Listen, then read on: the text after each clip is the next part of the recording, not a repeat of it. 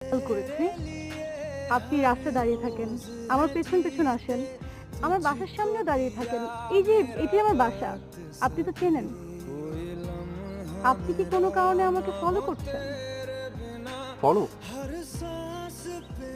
না, সে কি কেন? ফলো কেন করবো? ছি ছি। পরপর দুটো মিথ্যে কথা বললেন। মিথ্যে কথা বলা খুব খারাপ, একদম ভালো না। কি, আমি কি আপনার বিষয়টা ঠিকভাবে ধরতে পেরেছি?